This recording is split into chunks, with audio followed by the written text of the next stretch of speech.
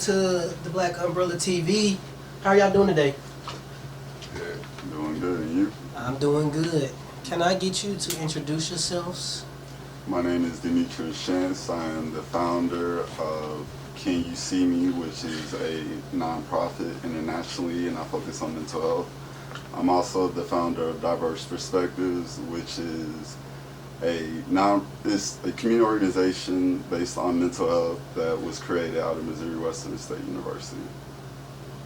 My name is Elijah Conley. I'm the president chapter at Missouri Western, and I am part of his organization. Thank you for that. So today we're going to talk about your organization. We're going to highlight mental health, especially Black mental health. Tell us about yourself, Demetrius.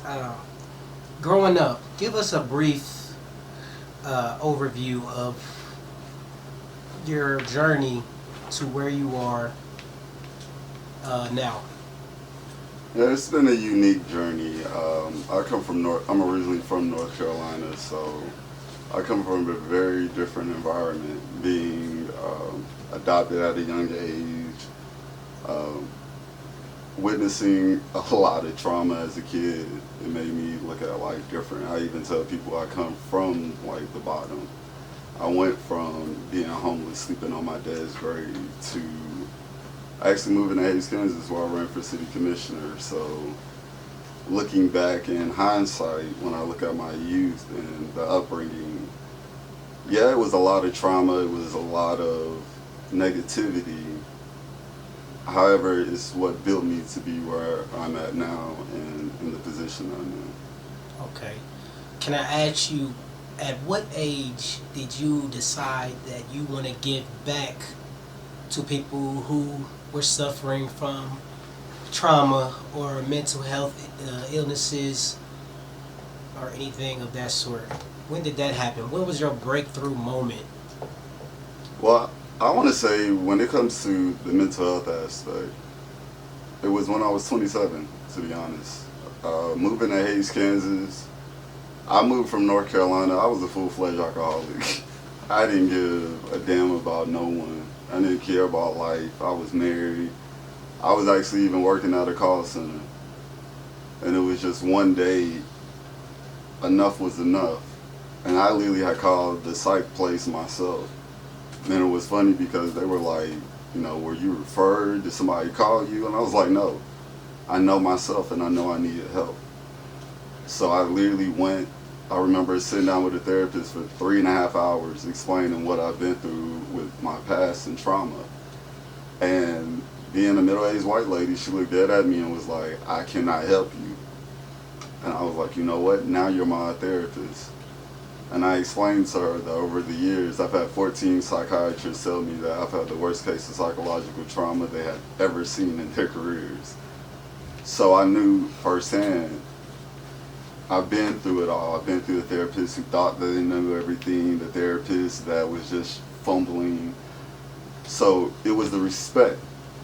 And I even told her at the time, I was like, now that I have your respect, we both know that neither one of us know how to help me. But together we can actually find different ways and techniques and come up with things to actually help me. So once I actually, I guess you would say, crossed that threshold, I started looking outside myself. And I started looking at the people that were coming in. And when it comes to the mental illness community, a lot of them, they didn't know how to articulate why they were going through the mental crisis that they were going through, why they were experiencing. They weren't able to articulate what triggered them into whatever. However, when I stepped into society can't even do the same thing either. You have people who are having the emotional outbursts. They don't know how to articulate to people what they're experiencing or the emotion behind it. So being able to use my pain, I guess you could say, is what started everything, knowing that the pain is for a purpose that's much greater than yourself. It's deep. That is deep. So, about mental health, quick question. In the Black community, what do you feel what do you think the fear is, or the stigma for black people to kind of take mental health seriously, to understand mental health in a way that takes the negativity out? What do you think could help the black community with that? Understanding what mental health is. In society, I hear all the time. Most people, they say mental health, and then they say mental illness, and then look at both words as if they're the same. So when you say mental health, the first thing people want to do, they subconsciously get into the negativity of it, the negative stereotype. And then the first thing they say is, oh, we're not a part of that community. No, if you have a brain, you have mental health. Now, if you have excessive trauma, if you have defectiveness within your birth, genetics, that goes into a mental illness. The thing is, when it comes to the black community, unfortunately, we've been marginalized and beaten down so bad that the voice has become emotional. When you're talking about mental health, it's about going to find the logic within whatever situation you're dealing with, how to process the emotion, how to find the logical way. However, because we are a community that is filled with emotion, it's easy to be influenced by the stereotypes. And I remember I came out when I was in 2020, so this is before COVID, and I would remember people used to, hey, we don't talk about that. And hey, you talking about your diagnosis, you talking about you being sexually assaulted, you talking about, we don't talk. And it got to a point where I just got fed up. I got tired of every time I would be in conversation with someone and just tell my story. It then became, oh my God, your story is so dark. Your story is so sad. Guess what? Regardless of the adjective that you associate it with, this is my reality. And that's the one thing with the black community, is getting to that point of facing reality. You know what? One thing I've always kept in mind about mental health, we go to the doctor for scrapes and bruises, right? If you went your whole life without taking care of your physical anatomy, then you would be a beaten, bruised, probably broken person. Definitely. And one thing I've never understood is how the black community doesn't take that same perspective on it. So you just endure trauma after trauma, abuse after abuse. You internalize the abandonment or neglect or anything negative. And a lot of people don't even realize they may have a condition, a mental health condition. And so sometimes when we're talking to these people about what we got going on, if you have a diagnosis and you're trying to share that with someone, you could be talking to an undiagnosed person who doesn't even have the capacity to even step outside of their own to understand yours. Because they haven't, you being in a place of healing, but then they're in a place where they haven't even addressed that there's a problem. Mm-hmm. You know, and I think, you know, if more people took that perspective on it, it wouldn't be so stigmatized. You know what I mean? Yeah. You get a cough, you go to the doctor, you figure it out. You know, hey, you stub a toe, you still might go to the doctor. So even the little things matter. But back to what we were talking about just the importance of seeing the care, taking care of your mental health as a part, I say, as a part of regular, just normal health. Mm-hmm. You know, I wish we could do away with the separation. Yeah, but the difference is, if a person has cancer and they go to a specialist, their whole focus is what? Does this specialist know what they're doing to operate and to help me? there's no connection needed. You just need to know that your doctor knows exactly what they're doing and can safely do your operation. When it comes to mental health, however, it comes for a person to be able to help you, you have to get and conquer a person's trust. For a person to open up to you, they have to then expose their emotional being to you. And when you're dealing with a community of people or a race of people that have been beaten, marginalized, scrutinized, and everything is used against them, that's the reason why it's so hard for the black community to start dealing with mental health.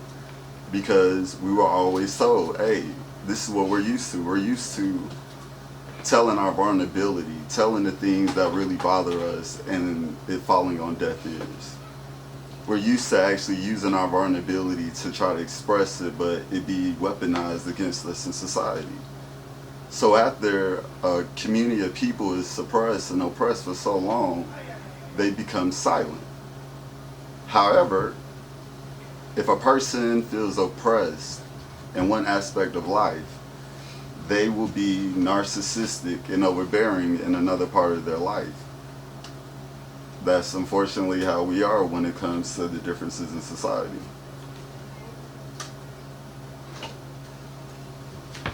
Okay. That's a deep that's deep. I like how you take it into another level where most people, they wouldn't think of. I can see that you're not a surface thinker, you know what I mean? Yeah. And so you think of things in its full depth, which is amazing. Oh yeah, definitely. Dick Gregory actually said it at one point in a TikTok. He stated that the most dangerous thing is for the universe to pick you. When the universe picks you, it gives you the third eye. And with this eye, you see things as though they are. You don't fantasize. So you see things in reality, not in the fantasy that most people do. The only thing about having this gift, you can't give it to no one. You can't force anyone to see through your perspective or your lens. They have to actually just believe and actually see it for themselves. How has working with diverse perspectives directly impacted you and your mental health journey? Start that off. I will say, while I've been working with diverse perspectives, it has helped me a lot with overcoming certain challenges in life and stuff of that sort. And during hard times, while I was president with diverse perspectives, something happened in my life that was very traumatic to me, and I just kept going with diverse perspectives, and it really did help me to see a broader view of life for the better, not the worse. Because a lot of times people can just curl up and not go out into society anymore or not do certain things, and I just kept going because I realized I have a bigger picture in mind that I have to accomplish to get the job done. Like that. Do you have any goals if you in future, which I hope not, I hope this is a forever thing for you guys, because I think it's amazing, you know what I mean? I hope you get up to 50 years and all that. But if you ever separate from diverse perspectives, what do you think that you would take with you? What I would take with me is always listen and not talk, because I've learned over being a leader, sometimes you just got to shut up and just sit down and listen to people and listen to why they have their reasoning behind certain things, because we can be in a heavy debate, right, and we're just talking back and forth, but are we just talking, or am I listening and trying to talk to you? And that's what I can take from diverse perspectives in the short amount of time I've been with this organization. Nice. I think it's super important, and as we're all capitalizing on it, that if you don't go down a journey of mental health, that you find something mentally to give you, I guess, a sort of resilience that isn't negative. Because you can gain a resilience and it can be negative, but if you turn like a trauma into a strength. I've been through something like this, and then you encounter it again. You would know how to mentally approach it. So I think it's super important to always just keep it in mind. If you're not going to go to therapy, if you're not going to seek whatever medication or anything that's what's the word? Anything that requires like a doctor, right? Because people think that mental health you have to have a doctor, and that's not everybody's case. I don't think everybody needs a doctor. I think some people just need a little help. Some people just need some understanding. Some people need a new perspective. I mean, because life is about perspectives. You know, the way you look at something will determine how you will respond to it. And when it comes to negative things, if you can stop and take a second and say, okay, how can I look at this in a way that's not going to hurt me later? And what I mean hurt me later is you may be used to behaving a certain way when you have a certain trigger and respond in a certain way. You may be used to taking a certain paradigm on stuff, certain mindset about something, and then that can cause like a shutdown. Like in my experience, I've had to realize, you know, I actually have a diagnosed mental illness. You know, so I totally am 1,000% supportive of this program and of this organization. You know what I mean? Because I don't see it enough, and I just wish, as a youth, for me, that something like this did exist. You know, just growing up in school, all you had is what? The counselor. Oh yeah. That's counselor. it. And then they weren't even. Yeah, they don't even help half the time. Yeah. Like, they just sit there and be like, "Well, this is what you can do to cope But with see, it." also, we gotta. The biggest thing I want people to get is start taking accountability. We always talk about how to deal with the behaviors, but we don't go to the root of the problem. For anybody that wants to reach us, they can reach us at Diverse, that is DIVERSED Perspectives, right here. Diverse Perspectives, it's on Facebook, facebook.com/Diverse Perspectives. You can reach us at our email, that's diverseperspectives@gmail.com. Or if you're interested in the program, if you want to learn more about the program or how to be involved, you can contact me directly at 910-336-8597. Serious inquiries only. But we are here to help. We are based in community service, mental health, so we definitely would like to hear from the community and see how we could be more influential and more impactful within the area. Thank you for that.